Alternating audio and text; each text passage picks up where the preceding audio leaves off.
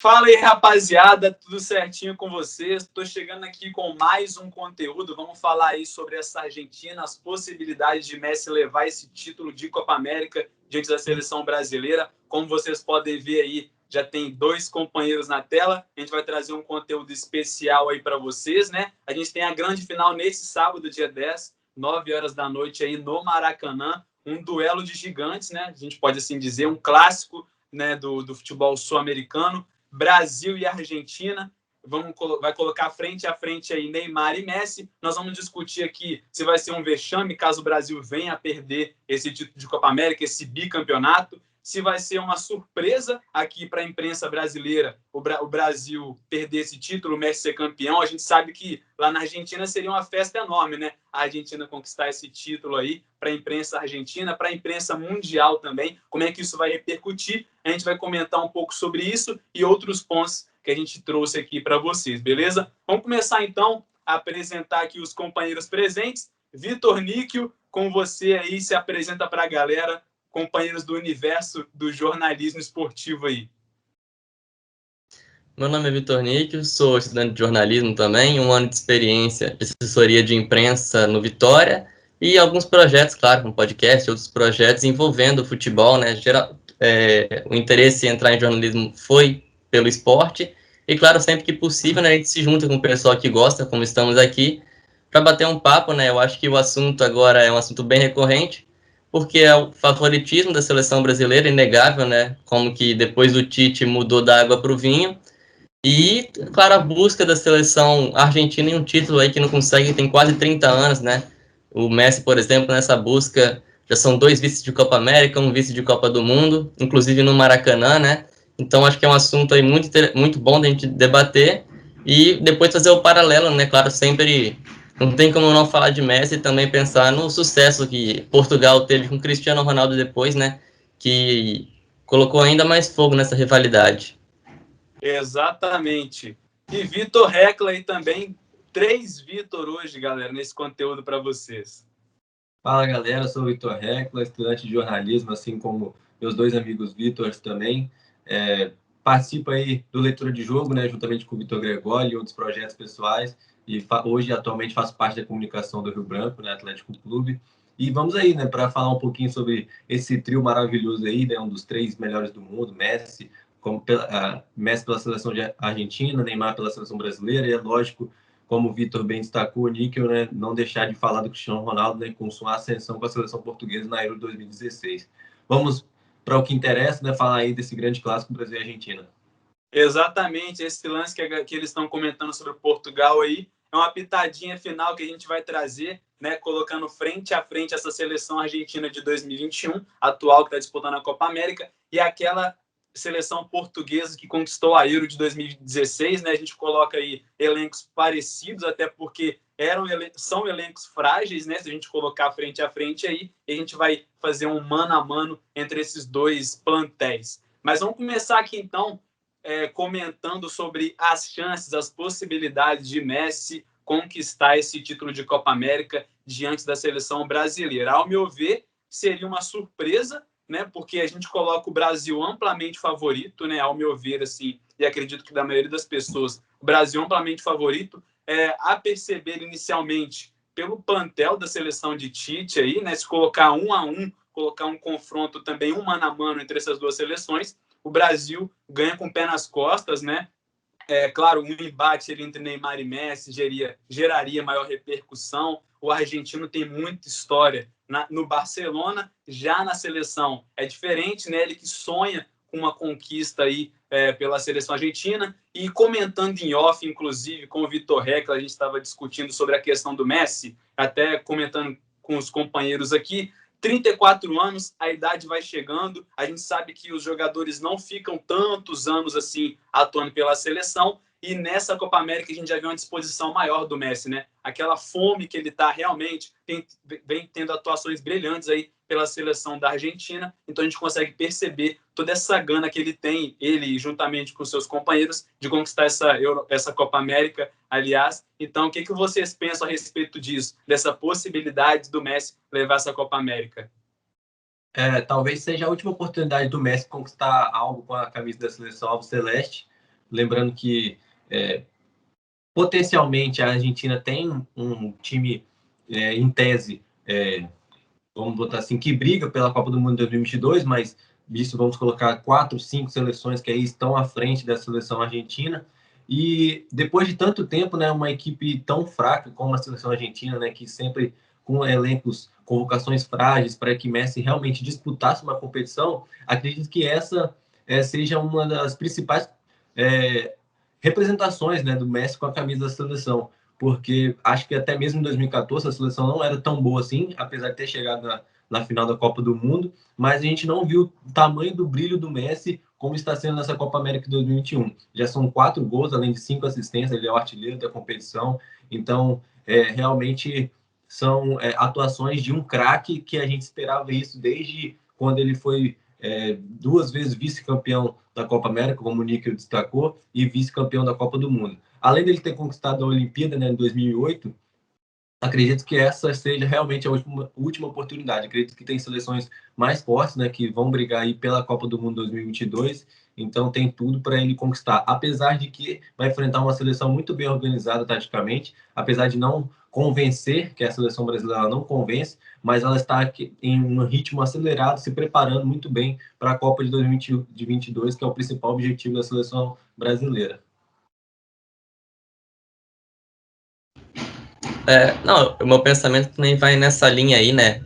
Já são 34 anos, e como a gente pode dizer, oportunidades não faltaram, né? Tivemos muitas Copas Américas, contando com a Centenário, foram muitas competições, e talvez essa seleção argentina seja pior que o Messi teve em mãos, com ele jogando mais, até por conta também da dependência. De vez em quando eu comento sobre a questão de imagina a seleção argentina sem o Lionel Messi. É um time muito, muito fraco, mas assim, a seleção brasileira, ela criou uma hegemonia desde 2017 com o Tite, né, aquelas eliminatórias onde o Gabriel Jesus foi o artilheiro, inclusive é desfalque, né, para essa final, mas a Argentina é a Argentina, né, não tem como tirar esse feito. Por exemplo, talvez o time do Chile e o time da Colômbia não sejam tão diferentes do time da Argentina hoje, mas quando você leva a questão camisa, a questão ter o Lionel Messi, né, que é um dos maiores jogadores do século, também da história do futebol, eu acho que não dá para tirar desconsiderar isso, né? E aí, nessa final, a gente vai ter um embate entre Neymar e Messi também, mas que até muitas pessoas divergem, né, quanto quem é o melhor jogador do campeonato, quem é o melhor, o craque, né? Ainda que o Lionel Messi seja o artilheiro, o líder de assistências e outros quesitos também que ele tem liderado, mas eu não ficaria surpreso com uma vitória com um título da Argentina, né? Apesar de que seria muito decepcionante para o Brasil, apesar de que é um clássico, então fica tudo em aberto. Acho que não tem como ignorar esse fator. E aí é justamente nesse ponto que a gente toca, né? Partindo para um próximo debate aqui, um próximo assunto sobre essa questão da seleção brasileira sair derrotada, né? Se acabaria sendo um vexame não conquistar esse bicampeonato, lembrando que o Brasil venceu o Peru na final de 2019, conquistou o título aí. 2020 não aconteceu a Copa América por conta da pandemia. 2021 está rolando sob muitas críticas, mas acabou acontecendo, a seleção entrou para a disputa. E aí, ao meu ver, já trazendo um comentário aí sobre o assunto, seria sim um vexame para a seleção brasileira, porque a gente espera um Brasil muito bem preparado para a Copa de 2022, né? A gente sempre almeja esse hexa, comenta desde a última Copa, aliás, já há alguns anos, né, sobre essa fome, essa sede que o torcedor brasileiro tem de gritar é campeão com uma Copa do Mundo. Essas gerações que estão vindo aí, torcedor, e inclusive comentando sobre geração, tem perdido, né, a vontade de acompanhar a seleção brasileira. A gente não vê tantas pessoas assim torcendo pela seleção, e isso é um grande problema. E claro que com uma conquista de Copa, as coisas mudam. A gente já teria uma outra perspectiva sobre a seleção brasileira. E acredito que essa derrota para a Argentina, essa suposta derrota para a Argentina, seria assim um vexame, até porque a gente espera uma seleção brasileira mais aguerrida, né, com mais ímpeto dentro de campo, apesar da gente ter visto aí um confronto contra Chile e Peru bem abaixo, o Brasil ganhando 2 confrontos por 1-0, o Peru que no segundo tempo ali conseguiu pressionar mais a seleção brasileira, baixou suas linhas ali, o Gareca, que é um cara experiente, já está no comando técnico do Peru há bons anos, tem esse conhecimento dos seus atletas e conseguiu colocar uma pressão, fazer uma pressão sobre o Brasil. Então, não me surpreenderia a seleção argentina fazer o mesmo, né, ganhar espaço em cima do Brasil e, claro, colocaria aí uma pressão muito grande em cima do Tite e também em cima dos próprios atletas convocados por ele. Bom, eu acredito que a imprensa brasileira só está esperando um motivo para poder criticar o trabalho do Tite, né? Que já é criticado por conta das suas convocações. Mas, enfim, eu acho que a expectativa está maior num possível título do Messi, em tirar de vez essa zica, né, de não conquistar títulos com a camisa da Argentina.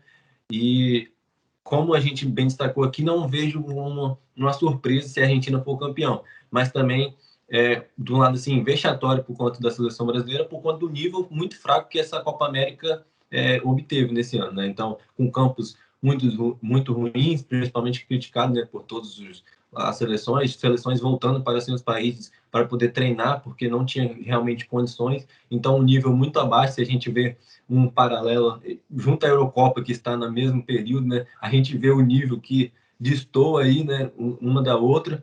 Então, assim, acredito que a perda do título da seleção brasileira, eu acho que vai muito além do que só o título. Nós vimos a seleção brasileira conquistar em 2019, conquistar bem a Copa América jogando de casa, com o apoio da torcida e tudo mais, Daniel Alves dando um show, Gabriel Jesus voltando ao seu bom futebol, exercendo outra função. Então, acredito que seja um fator decisivo, principalmente para a sequência do trabalho do Tite. Eu já frisei aqui que acredito que o máximo, né, o êxtase aí do trabalho dele é conquistar uma Copa do Mundo, que a gente já viu ele dando show em eliminatórias, ele já sendo campeão da Copa América, ele fazendo uma boa Copa do Mundo, apesar de termos sido eliminados para a Bélgica jogando melhor. Então, acredito que com o nível boas sequências também, né, Vitor, de invencibilidade e a seleção brasileira. Com certeza, se a gente pegar os números, ele tem poucas derrotas. Então, e poucos gols sofridos também. Isso enaltece o trabalho dele. Mas geralmente não é visto assim, né? Só é visto quem é lembrado, né? Então, quem é lembrado é quem ganha títulos. No futebol, infelizmente, é isso, principalmente no nosso futebol brasileiro.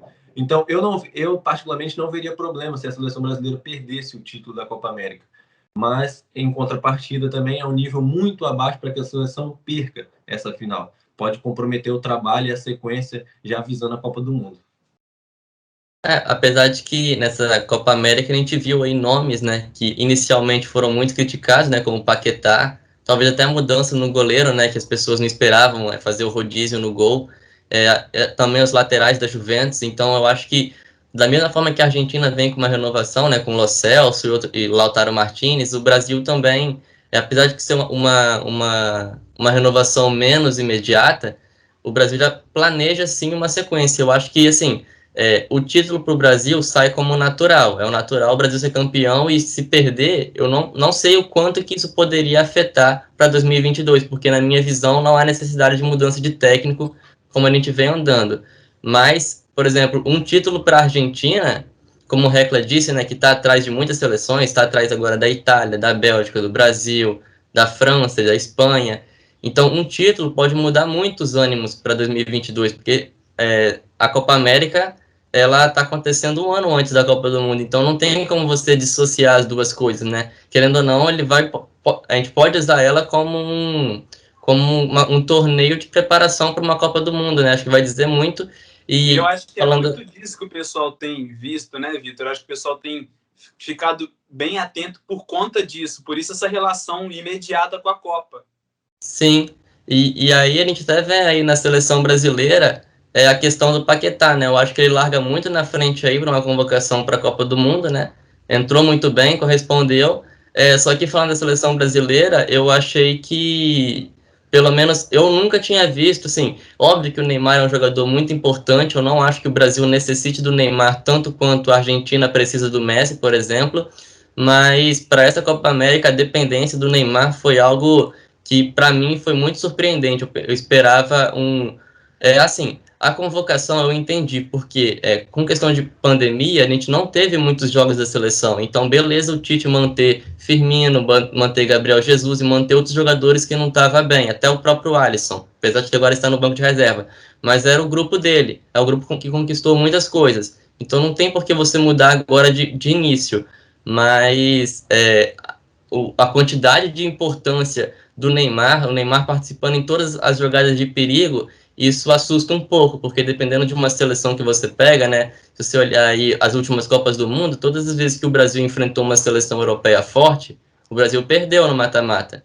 Então, se você concentra toda a sua força em cima de um jogador só, isso pode fazer falta, como fez, por exemplo, em 2014, né, quando a gente pegou a Alemanha sem o Neymar. E a questão de preparação, essa pandemia, ela tem os seus prós e contras no futebol, né?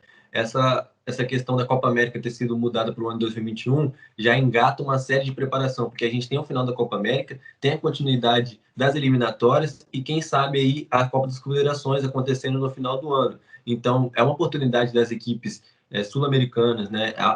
A reunião, né, de uma prévia da Copa do Mundo para poder fazer essa junção de equipes, para poder a gente testar a nossa força, né, para a Copa do Mundo, e pode ser uma oportunidade para o Brasil também. E isso só viabiliza se ganhar a Copa América. Então, acho que tem uma série de fatores aí que vão além somente do título para poder ser preparação. A gente tem menos de um ano e meio para a Copa. Então, a questão das Olimpíadas também, da seleção brasileira, a gente tem que ficar de olho, porque com certeza podem sair jogadores que vão agregar muito para a seleção principal. Então, não é só o título em si da Copa América. Eu acredito que esse seja o menor dos problemas, vencer ou não. Mas eu acho que a construção da equipe, uma formação, como o Níquel disse, de manter jogadores que não vinham bem nos seus clubes, mas poder manter essa base justamente pensando nos próximos episódios, né, vamos colocar assim, é um fator importante que o Tite valoriza bastante para poder dar sequência no seu trabalho. Justamente, Vitor. Ele preza muito pela manutenção dessa base, né? Até porque faz sentido. Os atletas começam a ter uma conexão maior entre eles, né? Gera mais, o coletivo funciona melhor. Porque se a gente pegar seleções aí, a França, por exemplo, né, não conseguiu ter um bom desempenho dentro da Eurocopa ali. A galera pode julgar como um vexame ter caído ali, não ter chegado na final, mas faz muita falta nessa união entre os atletas, esse coletivo funcionando, e a gente vê muitas vezes o destaque individual, né, o destaque individual que tem feito a diferença, como por exemplo na Inglaterra hoje, que chegou na final da Euro.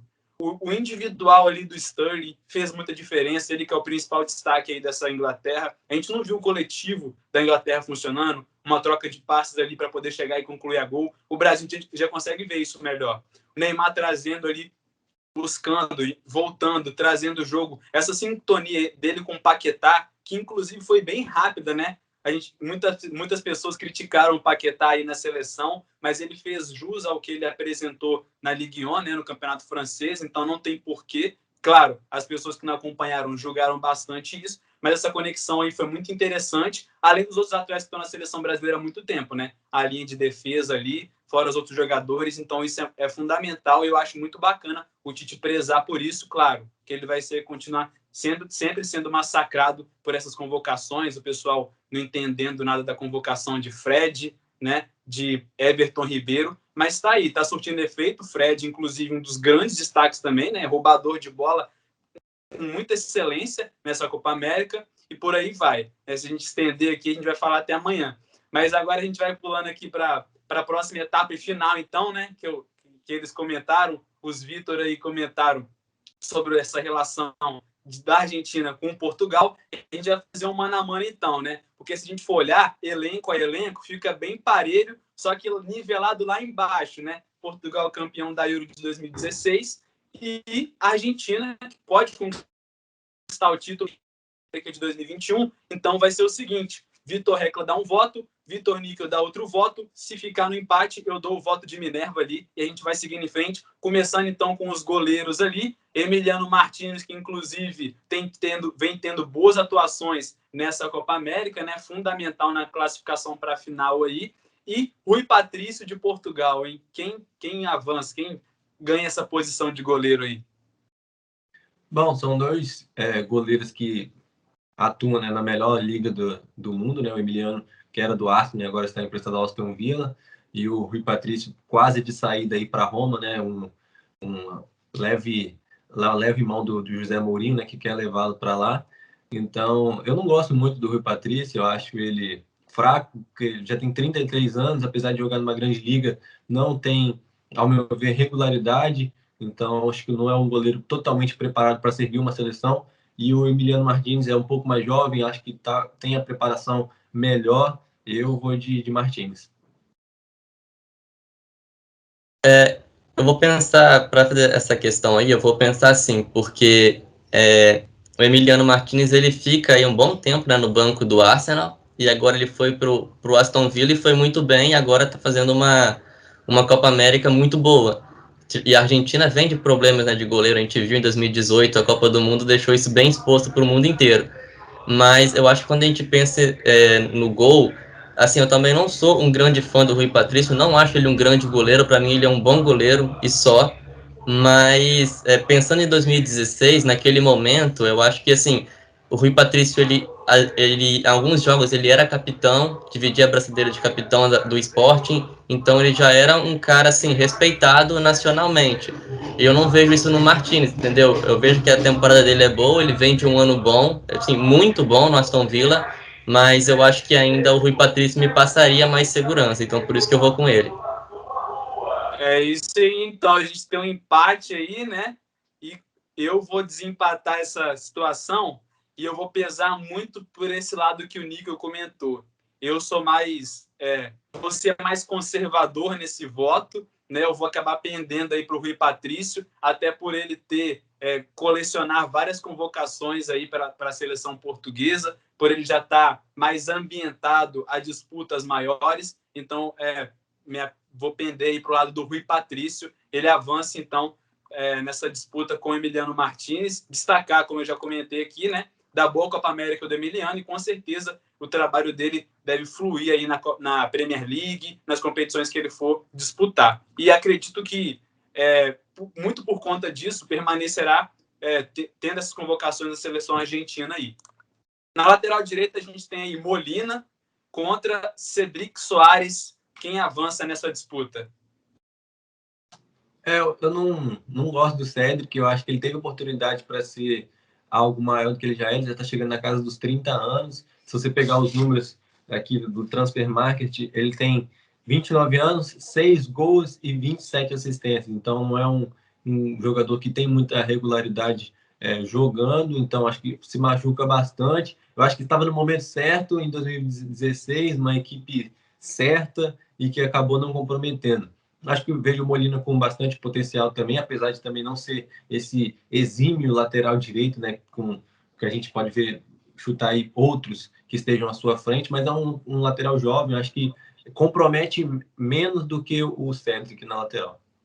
E só para destacar aqui, né, Vitor, esse lance do Molina é porque ele teve mais jogos como titular nessa Copa América, até porque a gente tem uma reserva imediata aí que é o Montiel, um jovem bastante promissor também dessa lateral direita da Argentina, mas colocamos o Molina aí nesse mano a mano porque ele tem tido mais atuações como titular nessa seleção da Argentina. Assim, o meu pensamento inicial, assim, eu não vejo muita disparidade entre os dois, para ser sincero, eu não vejo nada demais nos dois laterais, pela impressão que eu tive, o Vitor pensa da mesma forma, mas minha opção, minha primeira opção era o Cedric, porque ele foi contratado pelo Southampton para dar aquele passo além, né, que ele tinha conseguido uma Europa League e tal, e não conseguiu, não se firmou, né, como o jogador que a gente imaginava. Então, eu acho que eu vou no Molina pela grande temporada que ele fez, a boa temporada que ele fez, pela expectativa que a gente cria em cima, e também pela crescente do campeonato italiano, né? Então, é um jogador que talvez aí ele possa entregar mais do que a gente vê sobre ele. É um jogador que a gente escuta menos, mas isso não quer dizer que ele não seja tão bom quanto. Então, meu voto também vai no Molina. Acredito que se aí, o Montiel, Molina... acredito que se o Montiel tivesse na disputa, eu acho que teria unanimidade. Eu acho que não teria nem essa discussão toda que a gente teve aqui. Então, acho que o Molina acho que pesa um pouquinho para a gente poder ponderar alguns pontos. Exatamente. Então, Molina na lateral direita, e agora a gente vai para a escolha do primeiro zagueiro, colocando frente a frente aí zagueiros experientes, né? Otamendi pelo lado da Argentina e Pepe pelo lado de Portugal. Eu acho que aí não tem muita dúvida não, hein? Então, se você olhar, a gente tem, tipo, principalmente tem esse pensamento. Tem muita gente que critica o Fernandinho por ele ser um jogador que não agrada. Mas, cara, ele esteve na mão do Guardiola por longos anos e o Otamendi é a mesma situação. Apesar de que o Pepe também foi primordial nas conquistas do Real Madrid, né? Firmando, dando solidez à zaga, né? Juntamente com o Sérgio Ramos, apesar também de que eu não gosto muito do estilo do Pepe, eu acho ele muito agressivo para um zagueiro. Então, mas mesmo assim, entre ele e o Otamendi, eu prefiro o Pepe. Eu acho que é um cara mais experiente, algo que, em questão de liderança, é mais líder, apesar de o Otamendi também ser muito vibrante, jogando pela seleção. Mas hoje eu vou de Pepe, eu acho que tem mais consistência e conquistou mais coisas também. Não que seja isso um fator primordial, porque ele esteve ao lado de grandes craques, né? Então, acho que Pepe hoje, com 38 anos e ter feito a Eurocopa que ele fez também, acho que isso pesa mais na escolha dele hoje. E principalmente para um zagueiro, né? Como conta a experiência aí. E destacar também, só antes do comentário do Níquel aí, a boa Champions que ele fez pelo Porto, né? Conseguiu chegar longe no mata-mata ali, então Pepe foi fundamental naquela equipe.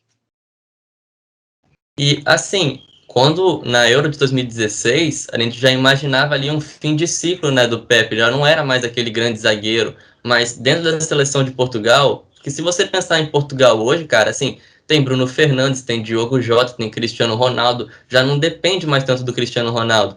Mas naquela época, lá com Quaresma, Cristiano Ronaldo e Nani, ele era um dos pilares da equipe, então eu acho que ele pesa muito mais. Claro que o Otamendi ele foi de Atlético Mineiro até Manchester City de Guardiola, mas não dá. Eu acho que é uma disparidade muito grande. O Otamendi ele vem de muitas críticas, tanto pelo clube quanto pela seleção. Nessa Copa América ele até falha na estreia, né? Faz o pênalti, tá na origem do pênalti.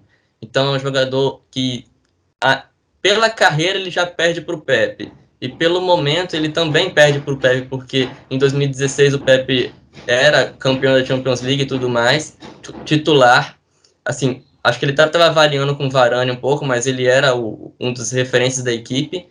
E o Otamendi, ele está sempre naquela de vou ou não vou, muitas críticas da torcida, demora para tomar decisão, às vezes faz um pênalti bobo como ele fez, então, para mim, eu acho que não tem nem discussão, fico com o Pepe. É isso aí. E agora, como segundo zagueiro aí, vamos ver qual vai ser a escolha da galera, dos Vítors aí, Pezzella pelo lado da Argentina e José Fonte pelo lado de Portugal. O Pezzella é um zagueiro que era de confiança do Galhardo, foi campeão da Libertadores de 2015, mas sinceramente eu não vejo nada demais, acho que é um zagueiro simples. E o José Fonte fez uma boa Ligue 1, foi campeão com o Lille.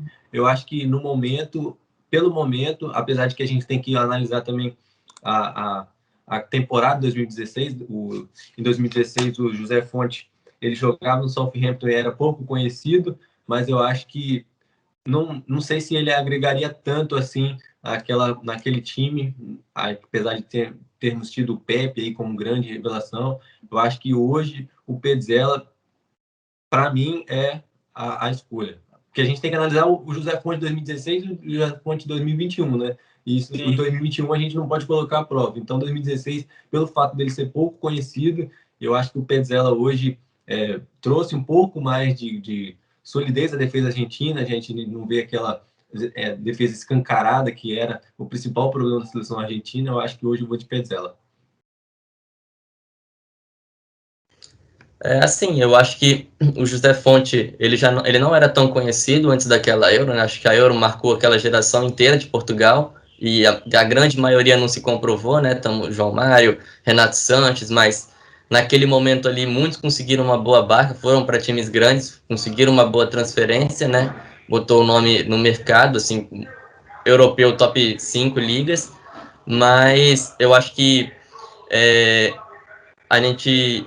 eu fico com o José Fonte por conta do campeonato que ele disputava naquele momento, né? Ele foi contratado pelo Southampton para dar o passo a mais, assim como o Cedric, e ele foi eleito o melhor jogador do time. Ele também conseguiu, ele chegou uma temporada antes do Cedric, na verdade, ele consegue a vaga para a Europa League, então eu acho que sim, ele foi um grande pilar para aquela equipe que, apesar de ter dado errado, para 2, 3 anos ali, conseguiu os objetivos que almejava. E querendo ou não, também se firmou na Premier League, né? Não conseguiu ir além, mas também não decepcionou nesse sentido. Então acho que o José Fonte ele foi muito seguro, né? Chegou a ser capitão por muito tempo, junto com o Van Dijk ali, né? Formando a dupla do Southampton. Então eu fico com ele. Eu acho que temos 2 pontos em comum entre Petzela e José Fonte aí, porque acho que são 2 jogadores que ganharam holofotes atuando por suas seleções, né? E aí eu vou pender mais, assim como foi a situação do Rui Patrício, como a gente teve um empate aí, vou pender mais pro Fonte, até porque não é um zagueiro que comprometia, né? Ele era aquele zagueiro, né? Como os mais antigos falam aí, né? Ele não comprometia, chutava para o lado quando tinha necessidade, dava bagão, fazia o que era necessário. O Petzela, ele é um cara que 30 anos já está na Fiorentina, mas tem tido uma regularidade nessa Copa América. Apesar disso, eu vou no José Fonte, pelo histórico dele na seleção portuguesa, por esse título de Euro. Vejamos aí o que Petzela pode, caso ele conquiste essa Copa América, né? Se ele pode subir um degrau a mais, né? Atuar por um outro clube de maior escalão aí, mas eu vou ficar com o José Fonte. E aí a gente passa para a lateral esquerda, então, Tagliafico pelo lado da Argentina e Rafael Guerreiro pelo lado de Portugal, um duelo bem interessante, diga-se de passagem. Talvez seja o duelo mais equilibrado assim, né? Porque são 2 bons laterais, apesar de que o Rafael Guerreiro era meia esquerda de origem, né? Aprendeu a jogar assim no Borussia Dortmund e se adaptou muito bem. Eu acho que ele tem principalmente a questão do poder ofensivo, né? E ele naquele ano de 2016 ele foi uma surpresa assim para a seleção portuguesa. Eu acho que eu fico com ele, principalmente pelo que ele evoluiu depois dessa Euro, né? Eu acho que ele se firmou como lateral esquerdo nessa temporada e a partir disso também no Borussia Dortmund, fazendo boas campanhas. Eu vou de Rafael Guerreiro. Eu acho que o Tagliafico, acho que são 2 jogadores muito diferentes, né? O Rafael Guerreiro, como ele também é meia, ele é mais ofensivo, o Tagliafico ele é um pouco mais defensivo, ele não tem essa chegada tão forte, né? Mas apesar de também não ter se tornado esse grande jogador e também o Borussia Dortmund não ter mais alcançado o sucesso que conseguiu na metade da década passada, o Guerreiro ele ainda assim ele é um dos bons jogadores, né? Joga numa liga muito forte. E o Tagliafico, querendo ou não, tá no Ajax, uma grande equipe, mas não é uma liga que vai te exigir tanto um ritmo constante como uma Bundesliga, por exemplo. Então, se você olhar tanto o lado individual quanto o lado de exigência de nível de futebol, eu acho que o Guerreiro ele consegue uma disparidade aí por conta disso, mas em termos de bola, eu acho que os 2 são muito bons laterais. É isso, então, Rafael Guerreiro venceu essa disputa contra o Tagliafico e a gente já vai para a linha de meio campo ali. Coloquei como primeiro e segundo volante e um meia, né? Primeiro volante ali, a disputa entre Guido Rodrigues, da Argentina, e o William Carvalho. William Carvalho que também figura nessa seleção de Portugal aí há um bom tempo. É um velho conhecido da seleção portuguesa. Ele foi bem na Eurocopa, né? Assim como a seleção portuguesa em geral, mas ele se machucou, teve um período fora e voltou se eu não me engano, na semifinal para a final. Mas eu particularmente não gosto muito do futebol dele. Eu acho ele lento, eu acho ele com a saída de bola um pouco desqualificada para uma seleção. E o Guido Rodrigues ele tem um poder de marcação muito grande. É um jogador que pressiona bastante ali a saída de bola, dá tranquilidade para que o Lo Celso, né, e o Depou flutuem, né, em campo e consigam dar essa assistência aí ao ataque. Eu acho que eu vou de Guido Rodrigues hoje acho que mais por opção mesmo, por gostar mais da função que o Guido Rodrigues exerce na seleção argentina do que, apesar de campeão em 2016, o William Carvalho foi para a seleção portuguesa. Eu também fico com o Guido, acho que até vai surpreender, né, as pessoas, porque, querendo ou não, o William Carvalho ele jogou aí muitos anos no Sporting, depois ele jogou, acho que todas as categorias na seleção de Portugal, mas eu concordo perfeitamente, acho que é um jogador muito lento, que falta muita intensidade no meio-campo, tanto que Portugal já não sei se ele é convocado, mas a gente nunca vê ele jogando, pelo menos. E enquanto isso, o argentino cresceu muito no Real Betis com o Pellegrini, apesar de que, né, muitas das vezes o Paredes acabou assumindo a titularidade, assim, revezaram muito. Mas eu fico com ele por conta da falta de intensidade do Willian. Não é um tipo de jogador que a gente gostaria de ver com sequência numa seleção. Acho que se você quer ganhar um título como a Argentina quer, o segredo está no Guido Rodrigues. E principalmente num setor como esse, né, que é importante o primeiro volante ele roubar a bola, já dar o primeiro passo de imediato para a construção ofensiva ali. Então, realmente, Guido Rodrigues aí avança nessa disputa. E como segundo volante ali, colocamos Lo Celso contra Adrien Silva. Quem vence essa disputa, hein? O Lo Celso é um bom jogador. Eu acho que ele não conseguiu se firmar por onde passou, né? Saiu do PSG. Se esperava muito mais dele, né? Com certeza. Ele iniciou, deu um pitaco assim de que ia despontar no Tottenham, mas acabou indo por água abaixo. Hoje está no Betis. Eu acho que se reconstruindo assim, né?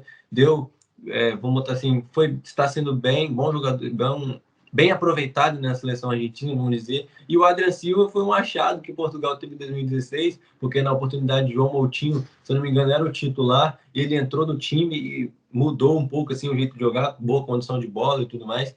Mas eu acho que eu fico com o Lo Celso, apesar de que a expectativa dele era igual do Lucas Piazon e de outros jogadores aí que foram promessas do futebol e não vingaram. Eu acho que ele ainda tem potencial para ser um bom jogador e alguém que pelo menos agregue muito mais do que o Adrien Silva agregou para Portugal em 2016. Eu vou de Lo Celso.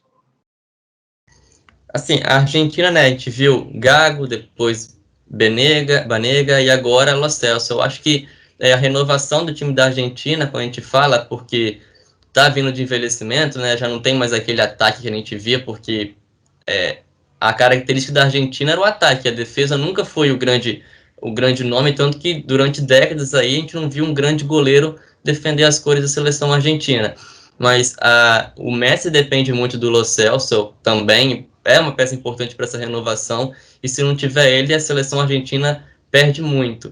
Para mim, ele faz muito mais falta na seleção argentina hoje do que o Adrien Silva faria naquela seleção de Portugal. Então, para mim, aí não tem discussão, fico com o Lo Celso. É isso, então, acho que seria o mais natural mesmo, o Lo Celso avançar nessa disputa.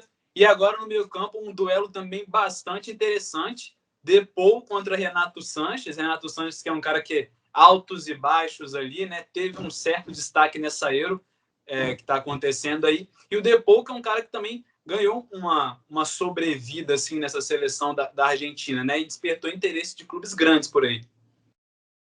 Se a gente analisar o Renato Sanches em 2016, ele era a promessa, assim, né, principalmente da seleção, e se não me engano também ele estava no Bayern, então, ou ele foi adquirido pelo Bayern naquela oportunidade, me corrija se eu estiver errado, e eu acho, sim, que ele foi uma das peças fundamentais para aquela Euro e também para desse ano, porque a gente via na seleção de Portugal esse ano a entrada dele, principalmente na segunda etapa, mudando um pouco, né, tirando um pouco do peso que era o Danilo Pereira, né, do meio campo e entrando essa versatilidade que foi ele, o Renato Sanches, principalmente também na conquista do Lille pela Ligue 1.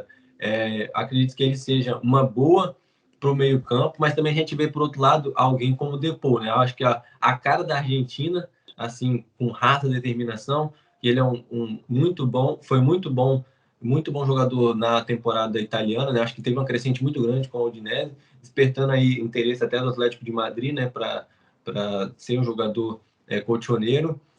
Sinceramente, eu fico muito dividido nessa escolha, né? Mas eu acho que pelo que foi em 2016, eu acho que por manter essa, vamos botar assim, sequência, né? Por estar novamente em 2020, eu vou de Renato Sanches por 2016. Assim, o Depou, querendo ou não, ele é mais velho, né? E ele entra nessa competição mais velho, então ele é um jogador mais maduro.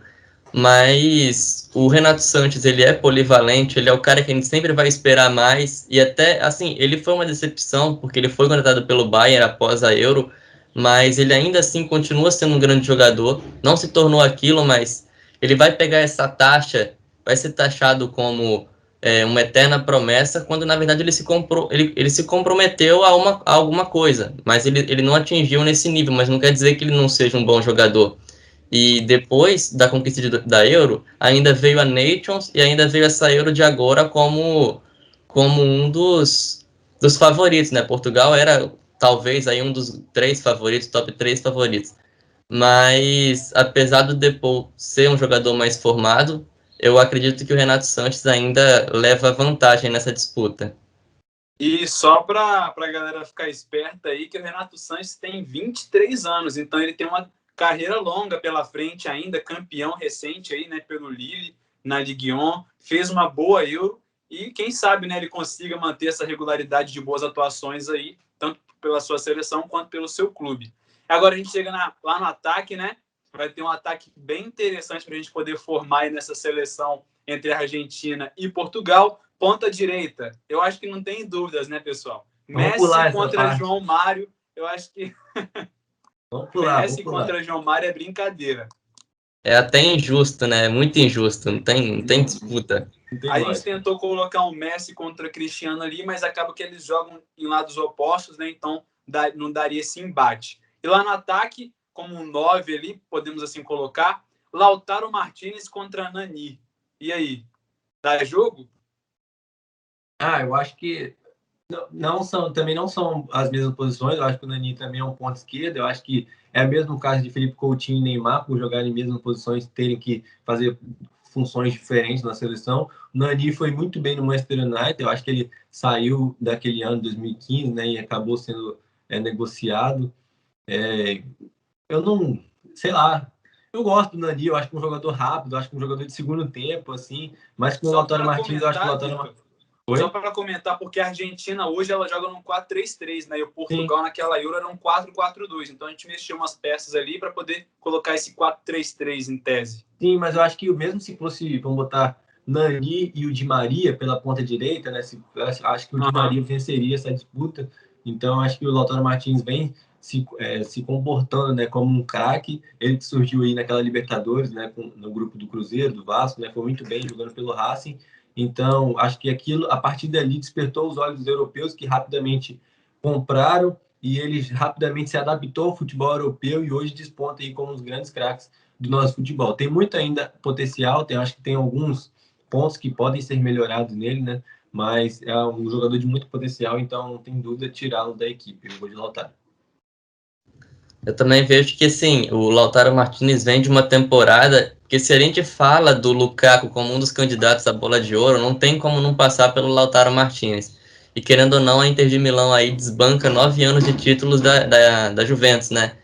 Então, e apresentando um futebol, assim, gigantesco, e querendo ou não, ele executa uma função na seleção onde ele coloca, querendo ou não, às vezes, Di Maria no banco de reserva, ele coloca com Agüero no banco de reserva, e não é de hoje.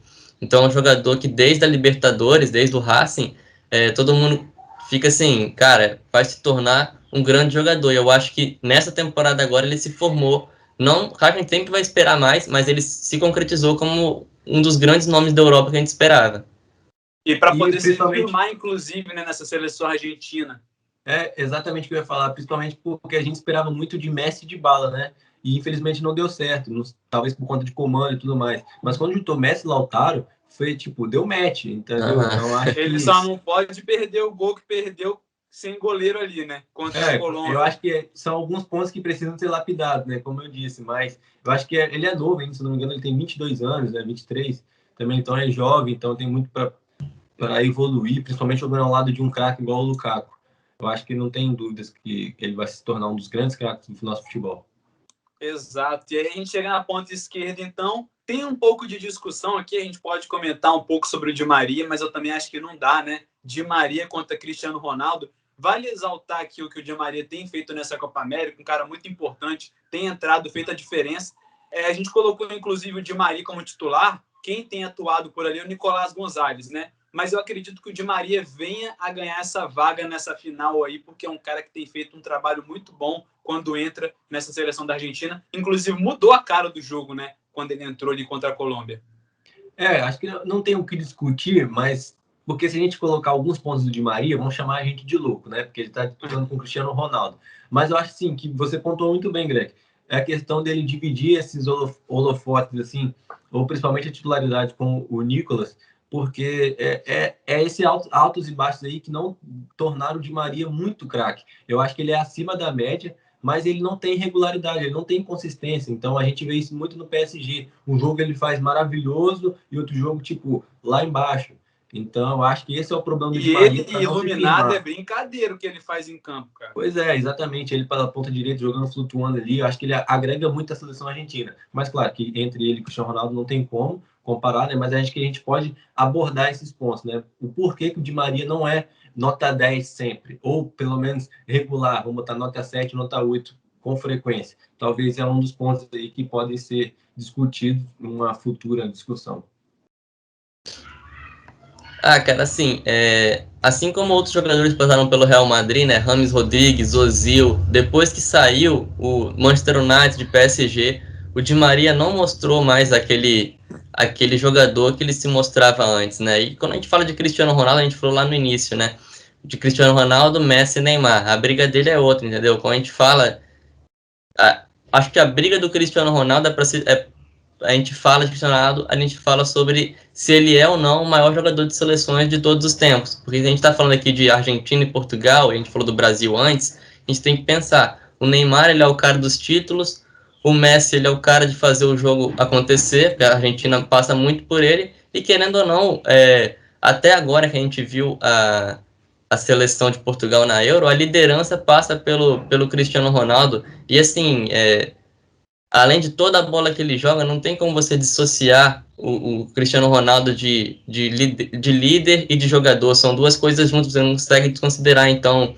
ele é maior do que o Di Maria, tanto em liderança, tanto em bola, tanto em gols, quanto assistência. Eu acho que não tem comparação também. É isso, então, o Cristiano Ronaldo levou essa vaga aí na ponta esquerda, claro, não era novidade para ninguém. Vamos só dar uma passada agora, então, como é que ficou, né? A escalação aí, com Rui Patrício no gol, na lateral direita, Molina, os dois zagueiros ali, Pepe e José Fontes, zagueiro de Portugal, e na lateral esquerda, Rafael Guerreiro, a defesa quase foi formada aí por portugueses, né? Molina que ganhou ali a lateral direita. No meio campo ali, o primeiro volante, Guido Rodrigues, e Lo Celso como segundo volante, mais na frente, Renato Sanches, e lá na ponta direita, Messi, Lautaro Martinez no ataque e Cristiano Ronaldo como ponta esquerda. Nada mostra a seleção, hein? Ficou bem equilibrado, inclusive, né? 6-5. Uma disputa bem interessante aí, com nomes, né, que não tem tantos holofotes assim na Europa e muito menos na seleção argentina, como é o caso do Molina aqui, né, que a gente colocou na disputa, ganhou a disputa contra o Cedric aí, por exemplo. E o próprio Guido Rodrigues, né? Porque se a gente colocar também, a gente entrou nessa discussão no início do programa, né, da gravação.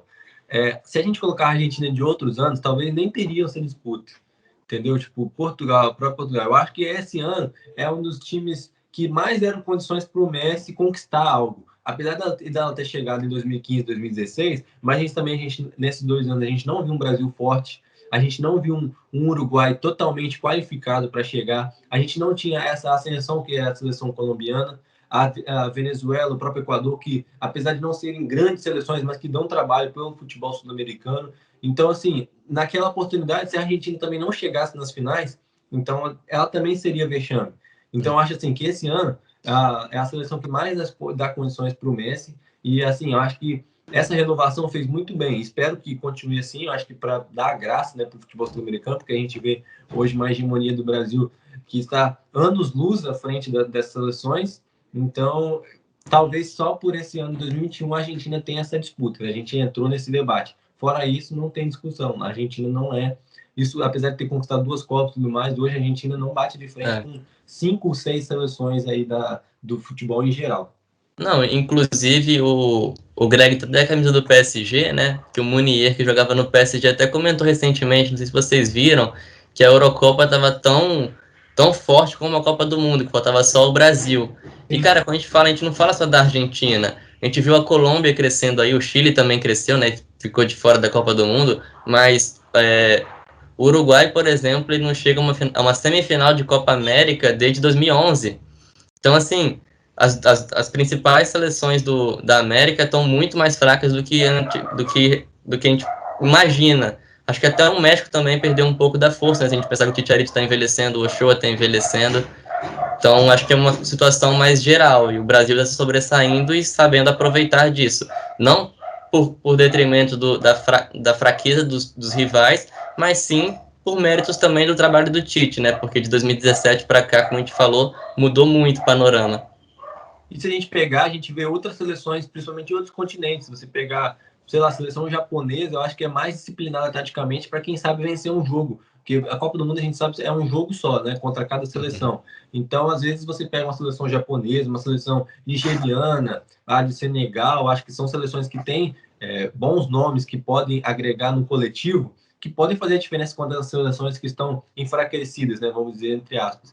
Então, a Argentina tem que trabalhar, tem que ralar muito o bumbum para poder chegar aí a ser o patamar que era antigamente. E os resultados recentes mostram isso, né, Vitor? Igual, né? É uma frase que pode ser clichê, mas não deixa de ser uma mentira, não deixa de ser uma verdade, né? Que não tem mais bobo no futebol. A gente viu aí, por exemplo, Coreia do Sul brigando, batendo de frente com a Alemanha, e a Alemanha nem indo para o mata-mata da Copa, e muitas pessoas ficaram assustadas, mas o futebol hoje a evolução é muito grande, tanto dos atletas quanto dos treinadores, a mentalidade mudou bastante. E hoje, se você pegar um confronto aí igual a gente teve recente na Eurocopa, Inglaterra e Dinamarca, muitas pessoas poderiam colocar a Inglaterra como a classificada com o pé nas costas, mas a Dinamarca deu trabalho, apesar dos nomes ali não serem terem grandes holofotes, né? Mas deu trabalho. Por quê? Porque o coletivo funciona.